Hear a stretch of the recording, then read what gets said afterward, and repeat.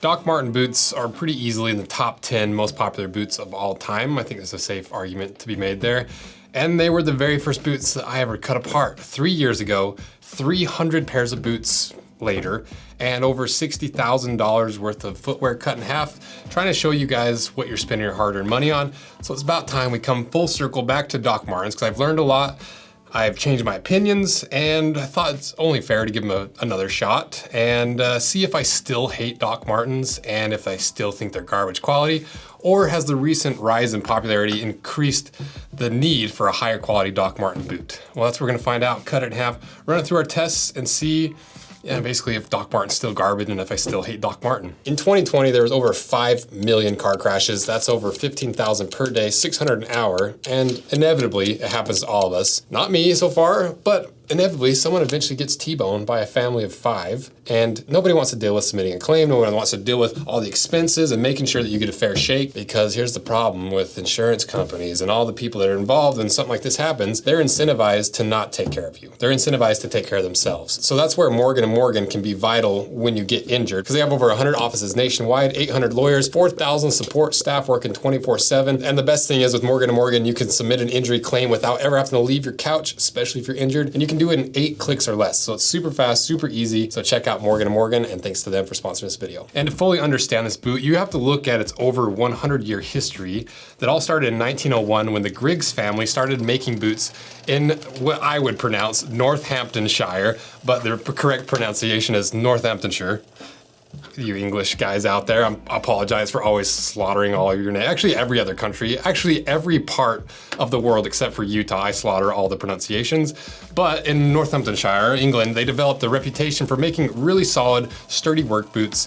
And we'll come back to this family later, because fast forward to 1945, and Dr. Klaus Marten, a former German soldier, was recovering from a broken bone post-war in Munich, and he started prototyping a boot with a cushioned sole that had air cushioning. And he showed this prototype to his mechanical engineer friend, Dr. Herbert Funk, sick last name, and they started making shoes from unused military supplies. And then in 1947, they started actual formal production on the shoes, and they developed a large market by selling mostly to older women, because old ladies' feet hurt, they're crammed in their little teen. Have you ever seen old school shoes? Those poor old ladies, their toes are always crammed. And then in 1959, the business was doing so well, they started looking at overseas businesses and expanding the new Doc Marten theory of this air sole, all this stuff. And then in 1960, Bill Griggs of the Griggs family we talked about in 1901 saw an ad for the German shoes in the trade magazine, and he liked the air cushion sole idea. So he acquired a license and made several key changes that now define the Doc Marten brand, starting with changing the name from Dr. Marten, spelled this way,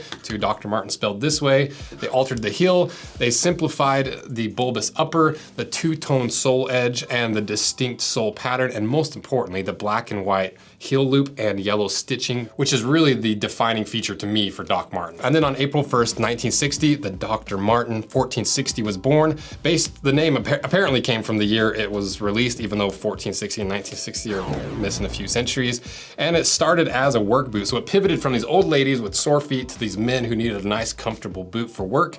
And then shortly after, it was picked up by the ska-loving skinheads and Pete Townsend of The Who. So it slowly became a symbol of working class pride and rebellious attitude, which was echoed in the 1970s when they became a symbol for punk, glam, and early goth subcultures. Also in the 1980s by anti-government riots, social resentment, especially in Britain, which once again, the Doc Martens became a symbol of those groups, especially with the musical groups of that time. And then in 1990, same thing again, grunge, Britpop, nu metal bands all championed the shoe, making the 1460 the boot that represented the grunge movement and this anti-establishment, kind of this counterculture attitude that was from the 90s all the way up to the 2000s. And then in the 2000s, as culture started to shift away from that, sales also started to drop. And that leads us to 2003, when all but one of the UK factories had to be closed to avoid bankruptcy, and then Dr. Marten cut over 1,000 jobs and moved a lot of its production overseas to China and Thailand, which led to the inevitable opinion of Doc Marten lovers that the quality had dropped,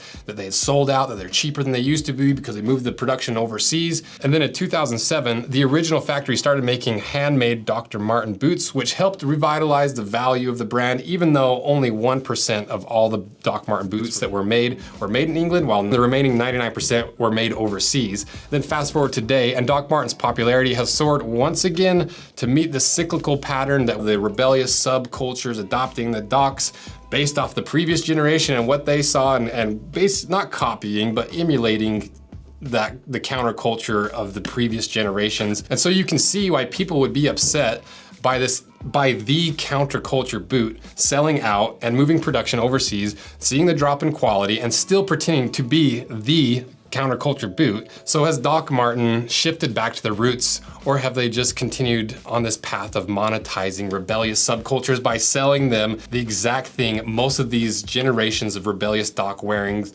people were raging against? Well, let's find out by looking at the leather first, because that's my expertise as a professional leather worker, and I have talked a whole lot of crap about Doc Marten's leather, and especially this leather, which is Dr. Marten's most popular leather, the smooth leather, which gives Docs their recognizable shine, but also its recognizable splitting and cracking. So why is that? Well, this is technically a patent leather, and patent leather is a leather that has a thick synthetic coat on top that makes it a really even finish and a really polished look artificially. And for more information on patent leather, go check out the Jordan 11 video, because that video is what changed my mind about patent leather. So that's what we're gonna be comparing it to judge the quality of it, because as you're probably well aware from watching this channel, Nike is the pinnacle of leather quality, which that is a joke. They're the worst leather quality. So it's gonna be a great comparison, because if this leather is worse than Nike, not great. So if we look at the cross section, it's actually pretty surprising, because this leather has a lot of the grain in it, and it might be just this color, but it's a pretty solid cross section. And generally, the lower in the cross section, the weaker and cheaper the leather is, like suede. The higher in the cross section, the stronger and more expensive, like a full grain leather. And the wild thing is, this leather is actually cut from a higher portion of the cross section. So good job, Doc Martens. And speaking of that top coat of the patent leather, how thick is it compared to the Nike patent leather?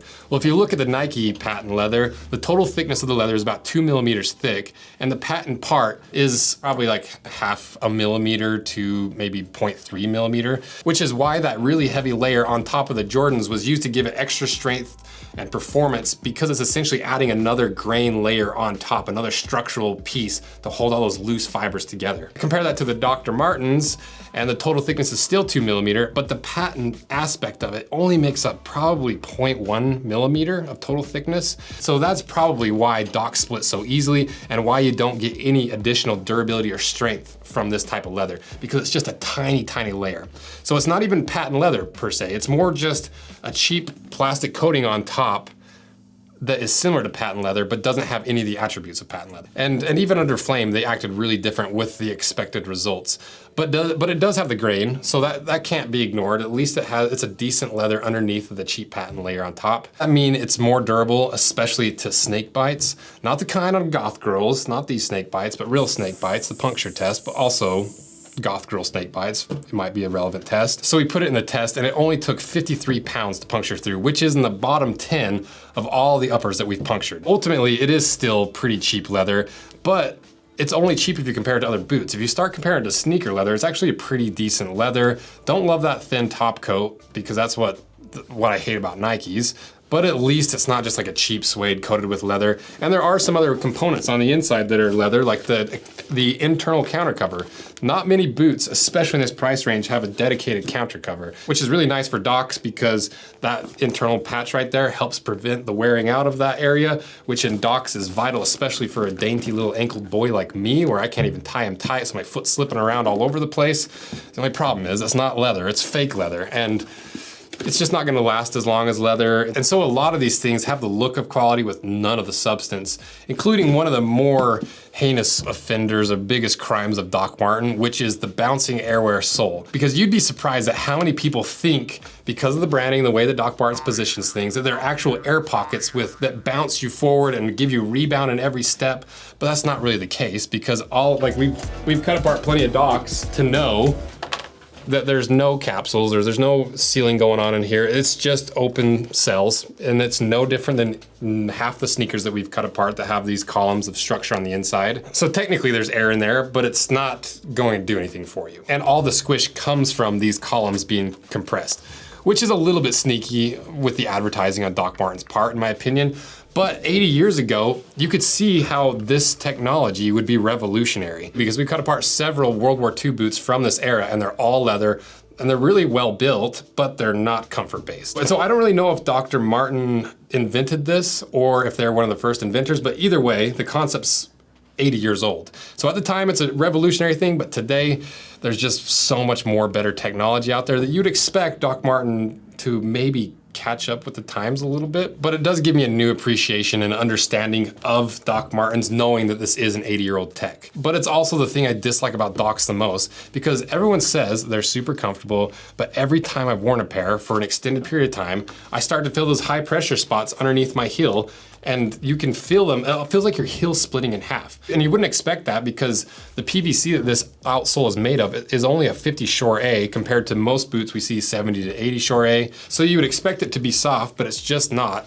And that's probably also the reason why these soles wear out so fast, that and the fact that the lugs are really, really shallow and it's PVC, and so these outsoles just don't last very long. And so we wanted to test the performance of this. We did the bar drop test on it, and it actually surprised me. It was the second worst result we've ever gotten. So from the airwear bouncing soles, not a whole lot of rebound. And I think a big part of that is because the internal guts is just a disaster. They're all just at least this version, we'll see when we get the new boot cut in half, but the version from a few years ago is just a bunch of loose, cheap foam that is not connected and not glued together in any way. And so every single step you take, these layers rub together, prematurely wearing out the foam. And this foam is so cheap that it just compresses. It doesn't have a lot of recovery in it. Like once it's fully compressed, it never comes back. And that's why only after like maybe 100 miles in these things, they lose all the comfort, and they don't have a shank. You know, the internal bits are a complete disaster. But these are only a $170 shoe, and if you judge this through the lens of a sneaker, you might not be as harsh. I still would go hard on the fact that these are so loose and they're just like all over the place. But maybe they've changed, so we'll see when we get cut in half. But the number one flaw of all Doc Marten boots that I absolutely hate about these boots is the way that these boots are constructed. Because they promote a Goodyear welt, which is one of the strongest techniques to make footwear, where the outsole is sewn to the welt, and then the welt is sewn to the upper, thus combining the upper to the outsole with two different stitches, sewing together all the most important parts of the boot with big, heavy stitching. But the problem is, this isn't really Goodyear welted, because it's only half Goodyear welted, because they have the one stitch sewing the synthetic welt to the upper of the boot, but there is no stitch that sews the welt to the outsole, combining all those pieces together, which makes a Goodyear welt, all that stuff. And that's because they heat weld the outsole to the welt itself, which sounds like it'd be really strong, but if it's too hot, it burns the PVC, causing it not to bond. If it's too cold, it doesn't heat up enough to fuse those layers together. If there's even a little unfused part, eventually that leads to a complete failure of the shoe, and it's not even heat welded across the entirety of the shoe. It's just the 1/4 inch wrapping around the entire boot. And I don't think you should expect every single pair of Doc Martens to fail in this way, but every Doc Marten lover who's owned 3 or 4 has had this happen at least once. So it is a very common flaw with these boots, but maybe they fixed it. Maybe they fixed everything on the inside and it's a much better boot. I doubt it, but let's find out, so let's cut it in half.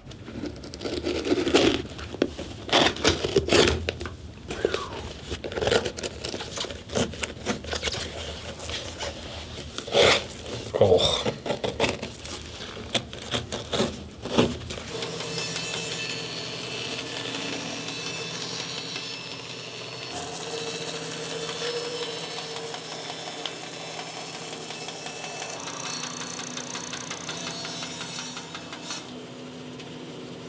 All right, we got it chopped in half, and if you're not subscribed, consider just pushing that little button. It's the one way that we convince sponsors to pay for these videos, which pay for these boots, which pay for the editing power, and all the tests that we run. So if you like this video, just subscribe. It helps us out a ton. So enough begging, let's see what's inside.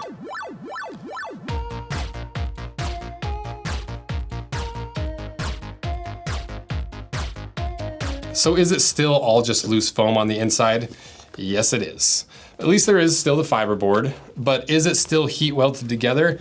Yes, it is, and I've been waiting to do this. Let's see how well this is heat welded together, because I have a feeling I can probably just rip this apart. Yup, surprise, surprise. So that toe went pretty easily. The rest of this is just gonna come off like, see, that's the problem. You just can't trust the boot that does that.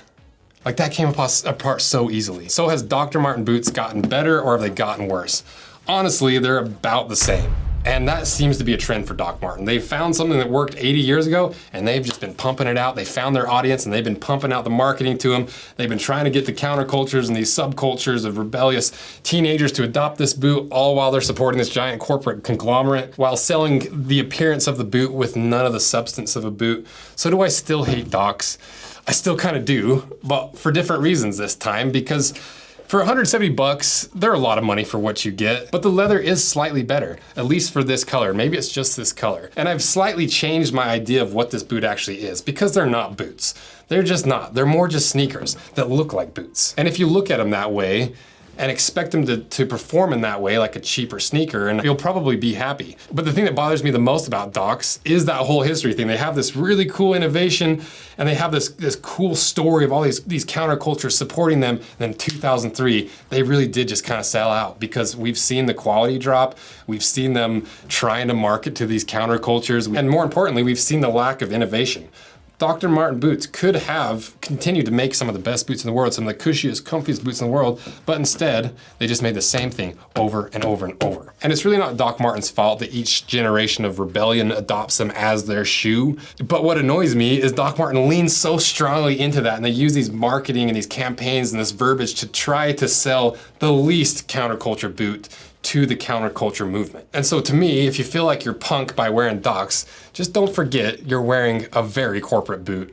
But now at least you have the good, the bad, the ugly, all the information, all the test results, all the material science you need to make an informed decision on this boot, knowing how it's going to perform. Because it's really not a boot. It's a sneaker at the end of the day that's a very expensive sneaker with just decent leather that inevitably is just gonna split on you if the sole doesn't split first. So let me know what you guys think and what other Dr. Marten content you wanna see, because I like talking about Doc Marten for whatever reason. I just hate these corporate companies who try to take advantage of the people who built their brand, who are relying on their brand. It drives me nuts. So maybe we'll do like a video of like best alternatives to Doc Martens. So if you like this video, subscribe, support it, because if it does well, that's probably what we'll do. So thank you guys. See ya.